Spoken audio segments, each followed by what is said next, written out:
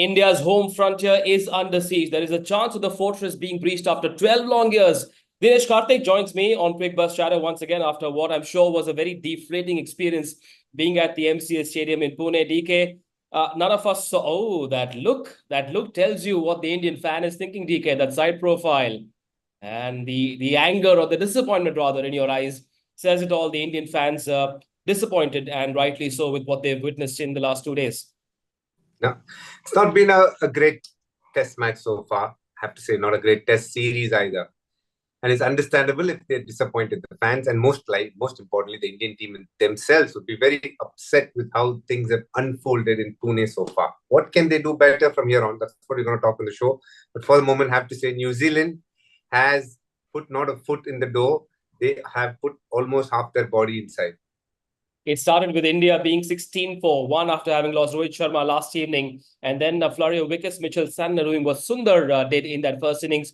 7 for 53 in that innings that skilled India out for a lowly 156. New Zealand, with a lead of 103, came out to bat with a certain purpose, with a certain intent, a lot of confidence, and a flurry of shots. Tom Latham led the line as well with 86, an innings that deserved 100. At this stage, though, the New Zealanders 301 ahead. There is no chance whatsoever of them losing this test match.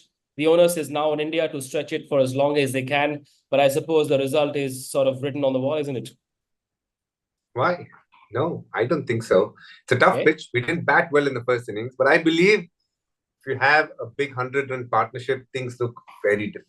And that's what Team India should believe in. Yes, if you look at it in a realistic and a pragmatic manner, it does look like New Zealand is way ahead and they're almost closing in on that finish line. But great stories are made when impossible things have been done. It's not impossible. It's not a score that's been reached or that's been never been reached. They could go to a very safe score, even though they already are. But I believe India will always have a small bit of light at the end of the tunnel, and they will try and run as hard as they can towards that. Maybe they will do what Messrs. Tendulkar and Yuvraj did against England in Chennai in 2008. They chased 387 for 4. That was the score, which was India's highest ever fourth innings successful chase. And maybe that's something we'll see on day 3. But the Indian collapse, again, very frustrating for all Indians who take a lot of pride in India batting really well at home, especially the dismissals of Rishabh Pant and Sarfaraz Khan. What did that tell you about the mindset with which India went into this innings, knowing fully well that there'll be assistance on offer for Santner and Phillips? I wouldn't single out Rishabh Pant and Sarfaraz Khan only because, Manish, yes, the way they must have gotten out would have looked like, oh, it could have been a bad shot. But let's break it down a little bit. We at Cricbuzz Chatter are a lot better than the average person in judging a wicket. Now with Sarfaraz Khan, what is he good at? He loves the sweep, loves the late cut. They had blocked both those areas. So his only chance to hit boundaries or to create pressure or put pressure back is to step out and go downtown. Now that is a tough shot for him. It was very obvious. He tried one over covers, just miscued, went over the fielder. So he had to make things happen. There was bounce. Santner was in the middle of a good spell, a hard new ball, or rather a hard new semi-new ball, which was helping Santner. The odd one going straight, some turning. So it wasn't easy. We had a couple of balls when Sarfaraz hit his throat here. Tells you how much bounce was there. So he had to make a play, try and play a shot that was going to put pressure back. Looked to go over covers, one of his strengths. And it took the inside half of the bat and went straight to mid-off rather. Now let's come to Rishabh Pant. What was he doing? He was stepping out to Glenn Phillips and hoping he would bowl short. And Glenn Phillips did bowl that ball short. He transferred weight, looked to hit over mid-wicket because that was his boundary option. I understand the fans' argument could be, why couldn't he have played it on the offside? Yes, but he was positive and he was looking for runs. Hence, he wanted to convert that into a boundary because he picked length well. And that's something that happens with good batters, picking length quickly. And the ball went under his bat. Basically, it didn't bounce enough. So I won't look at it as bad shots, even though it might look like that. It's important to understand how it happened. Virat Kohli again. He played all around the ball, which was a basic full toss. But why did that happen? Because he had been tied down in defense and he saw one that was floated, but it just drifted in, missed his bat completely. So in isolation, these dismissals are obviously, I don't know what the word is, but can't say understandable, but these were the reasons for the errors being caused. And that's what good bowling teams do. When they apply pressure in this level, they make you do things that you're not comfortable with. And that's what they made the Indian team do today.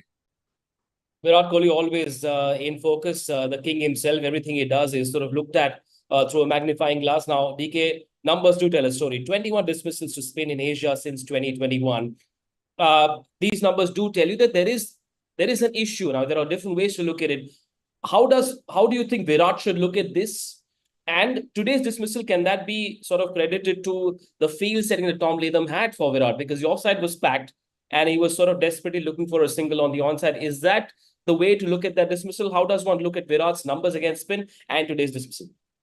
First, let's speak about Virat's dismissal today. Just like I explained, the ball drifted in a little more, completely missed the ball, and that's why he was so frustrated. It was a basic full toss. So yes, it was a shot that wasn't executed well, not even close to being executed. So that is obviously a disappointment on Virat's part. Now, looking at the bigger part of this whole puzzle, let's say, Virat hasn't done well against spin is the big question everybody's speaking about. Yes, I think he will be the first one to accept that it's not gone his way. And he'll be thinking, what can he do? And that could mean probably, because he's now not playing the T20 format, will he find enough time to probably play a couple of games of domestic cricket before he leads into the home season? When he goes to Australia, the next year we are following it up with, if India reaches the World Test Championship final, where things not looking that great right now, but let's come to that later. And then the England series to follow. It's not the spinners that he needs to be worried so much about, more so the fast bowlers. But I do think if he has the time, in the sense that if he believes that playing domestic cricket is going to help him, and the fact that he's not playing T20 internationals anymore, he'll make time probably to play a few Ranji games so that he can play spin a lot more. And that's what will be going on in his mind, I assume. So that's how you can, look at this problem and what's the solution to the problem. And he's a genius. We all know what he can come up with in pressure situations. Has he been at his best? I don't think so. But we know what he's capable of. And he knows more than anyone else how much he wants to do well for India. And his batting average has dropped from mid-50s to late 40s now. That's not something that will sit well with him, because he is someone who's conditioned for consistency and greatness. And at this point of time, he will look to do whatever is required for him to excel in Test cricket. Is the ability to grind it out on a pitch that is assisting spinners, is that ability sort of going extinct in world cricket, with players generally looking to play more shots? And we've seen the likes of Dravid and Tendulkar and VVS Lakshman doing very well on tracks like these, not folding, not collapsing as often as this current Indian lineup is. Has the quality of Test batting in modern day gone down, especially in red ball cricket? Because we've seen these collapses happen on many occasions. India has allowed the likes of Matt Kuhneman, Tom Hartley to look like great spinners. I think the answer is a very detailed one, and it's only fair that we on Chatter can try and get into the roots of the problem. This whole situation of playing spin bowling was very different 10, 15 years ago, which would be pre-DRS. Let's put it that way. Let's coin that term pre-DRS. People used to be comfortable defending on the front foot. It was, in many ways, Simon Toffel, the umpire, who started giving pad bats out. And that's where the trend started changing in international cricket, where batsmen couldn't just lunge forward, play a defend, and if it didn't hit the bat first, people were worried, or rather, if it hit the pad first, people were worried about LBW. That's when the slight pressure on defense came. And then in came DRS. Now, DRS started showing a completely different dimension to the bowlers, where if it became so different after that for the batters to defend, because so many balls that they were comfortably defending, where in case they missed it, hit the pad, it was showing like it would go and hit the stump. So batters, and what is the foundation of batting on turning pitches? The ability to defend, the defense in general. That became very different after the DRS era. In fact, I had asked Sunil Gavaskar today, and he said, yes, if he had been part of the current generation, even he would have had to probably look at his defense a little bit and change it, because it is very different now than to how it is played before. And that's why we see on turning pitches so many teams not finding it easy. And also, it's not so much the turning pitches. It's pitches like what we encountered in Sri Lanka right now in the ODI series, or the one that we are playing in, where there's one that goes straight and there's one that turns. That makes it really hard to defend, because you don't know which one to play for. More often than not, you want to play for the one that's coming in, because that generally comes in quicker.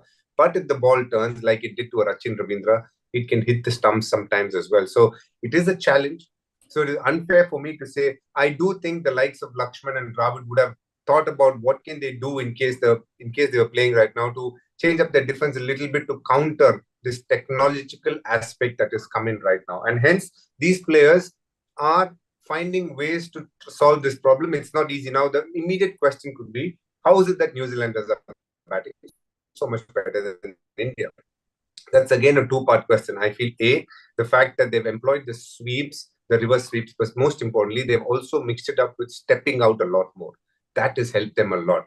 And add to the fact that India's bowlers have been under pressure. They've had to set in-out fields because of that. And they've also been, New Zealand have been content taking singles. So you put all this into context and you have to say, it's not an easy pitch to bat on. Now, make no mistake, when I say what I'm saying, I'm not using this as an excuse to say that's why Indian batters found it hard. We have to understand there are two teams that played on this pitch. And so far, New Zealand have been way ahead of how India have played. So I feel India have to work on understanding how to employ the short sweep into their game. That has become such an important shot because that is played off the good length ball. And that's where India is having most troubles. So when all the top order batters can start playing sweep regularly, use it as an option regularly, then things will look very different for Team India.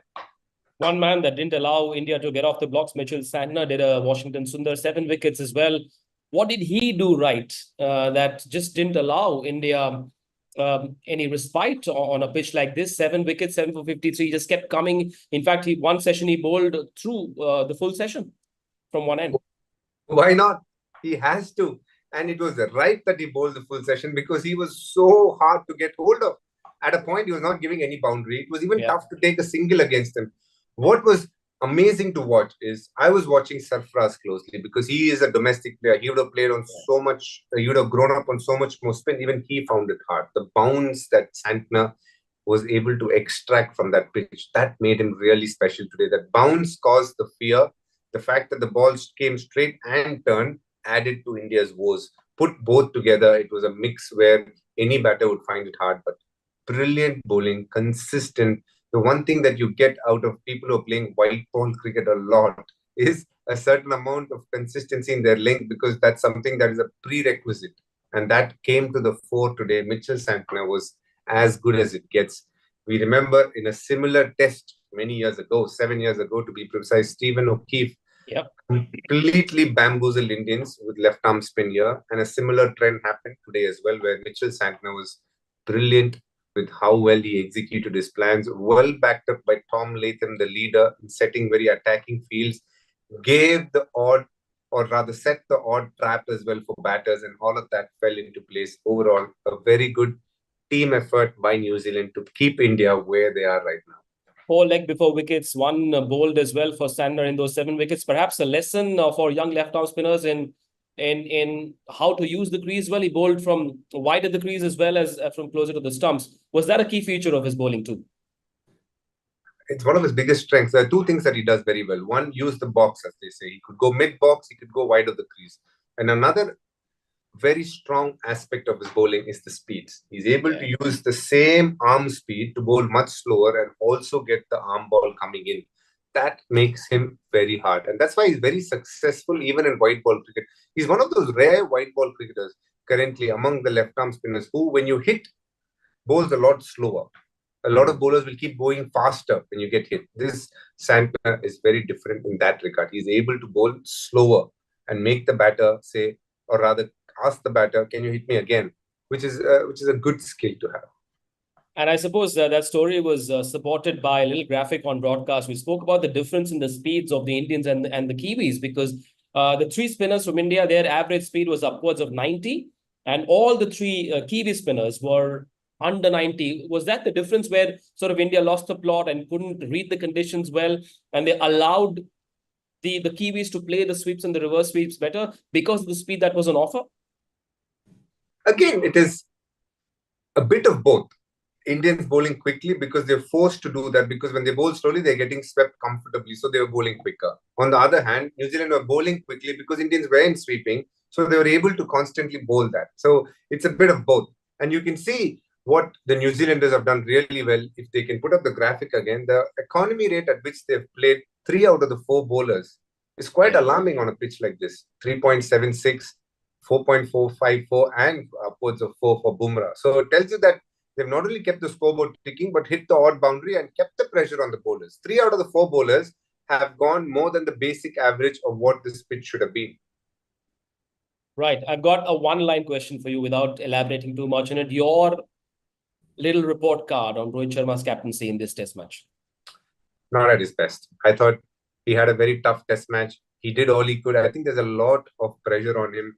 I could see because as a team, whatever they tried, it didn't come through really well. And add to the fact that he didn't get runs, it must have really hurt him. So overall, it wasn't his best test match. It will be a test match where he will reflect and think to himself, what could I have done better? Was I a reactive captain or a proactive captain? It's always a fine line there. You need to be always on the money in international cricket to get the results consistently. And today, this test match was one where he was chasing the ball a little bit, and it happens. It is not that easy when teams are getting you away for boundaries, taking the odd single. He tried his best, I would say, with whatever he could. But when you look at the context of the game, you have to say it wasn't his best game, neither for him nor for Team India. One big positive, though, for the captain and inspired selection as well, brought into the squad after the Bengaluru test match, Washington Sundar, playing test cricket after, a gap of 3 years. He's settling in nicely, isn't he? Very happy for Washington Sundar. 3.5 years it took for him to come back into the test series, or rather into a test match. And he's done very well. With the bat, I also thought he was effective.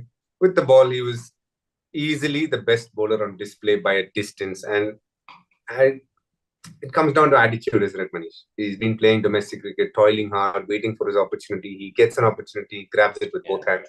He hit the right lengths, used the crease as well, and bowled side spin and overspin when required. Overall, a very good test match for him, and more such test matches hopefully in the near future for Washington Sundar. Right. Now, every time India struggles or sort of starts to lose in test cricket, the pitch is always a subject to debate. And I've got a question on the pitch for DK in the hotspot.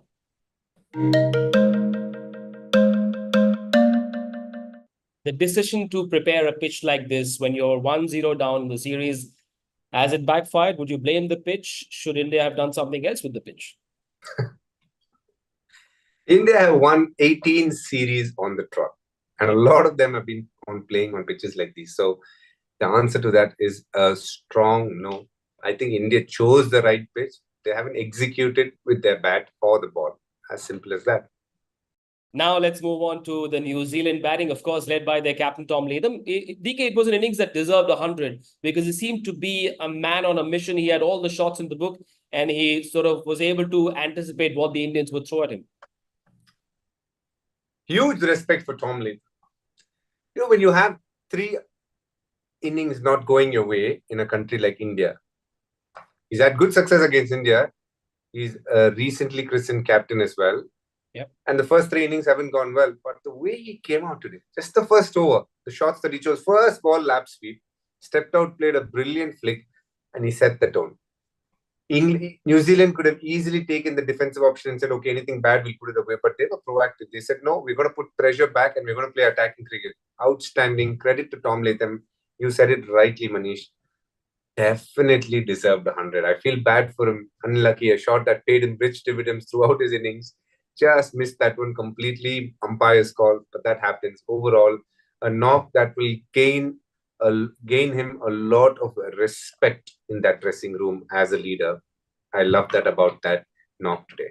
Has he offered foreign players a template on how to counter 3 big spinners from India on tracks like these? Is there a formula that he's cracked? What's the formula that New Zealand itself have used is sweep, reverse sweep, mix it up with a little bit of stepping out whenever required. And they have done that really well.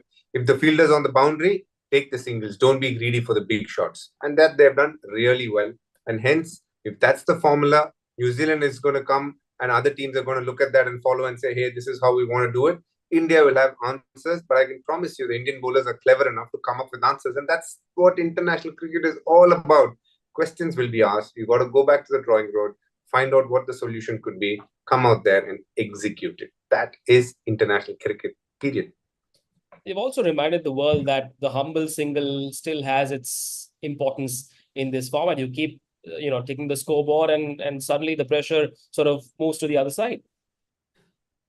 Single is very valuable in Test cricket. A, It assures you of going and standing in the safest place in the ground as a batter, which is the non-striker.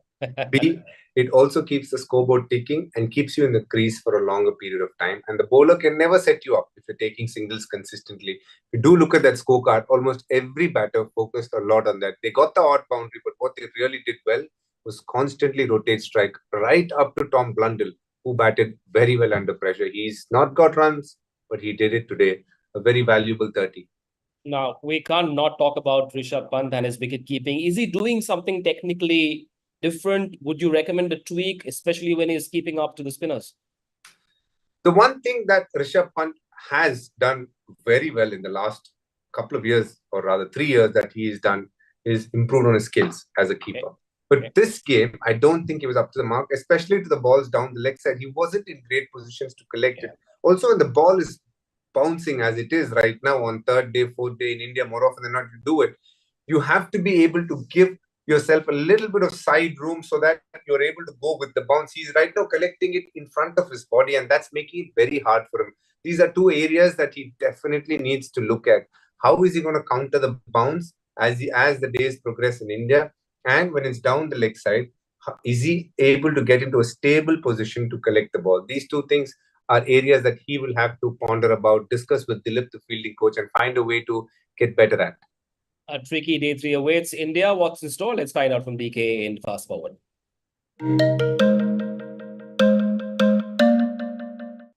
Now, the New Zealanders lead by 301 runs. Is there any hope, DK? Is there a sliver of hope? If yes, which Indian players are you pinning your hopes on? Let's start with the leader himself. He needs to set the tone with the bat and bat long. 100 is required from him if India have any chance in this game. And why I say Rohit Sharma is, he's one of those few guys right now in this Indian team. Play spin in an attacking manner very well. And if he's able to forge together a big opening partnership, that will give India the belief that they can get close to the total. If one of those two batters or both of those batters get out early, then the chances become very, very slim. The one thing that you have to do is the first 30 overs, you lose as little wickets as possible, because between 30 and 80, the ball is much easier to play when it gets slightly softer. But when it is hard, it is very hard to deal with Santner with the way he is bowling right now. So you need to attack him and have a very solid defense in between that rotate strike. And all of that can be done by the current openers who are in good form, and they need to make use of it. Rohit Sharma has a very good attacking game against spin. He needs to come to the fore tomorrow. India's bowling plan tomorrow morning? Start with Washington and probably Jadeja, two right-handers there. Try and get a wicket early. They'll be fresh. They looked a bit tired, and understandably so at the back end of the day. Come with vigor. Make sure the intensity is there from ball one. All they need is a wicket, and things will start rolling. The last 5 wickets can easily be stopped in the next 30-40 runs if they bowl well and get an early wicket. But they need to do that. But with the bat is what's going to be very important. They have so at stake. 2.5 innings done in 2 days, 6 sessions of play. A lot has happened in these 2 days, and here we are then. New Zealand lead by 301 runs, 5 more wickets in the bag, and they'll want to take this game far, far away from India, as there is so much of play left on a pitch that is offering a lot of assistance to spinners. Sundar, Ashwin and Jadeja will lead the charge for India tomorrow morning. We'll see if they can make a match out of it. DK, as always, an absolute pleasure talking to you. We'll see you again at the end of day 3.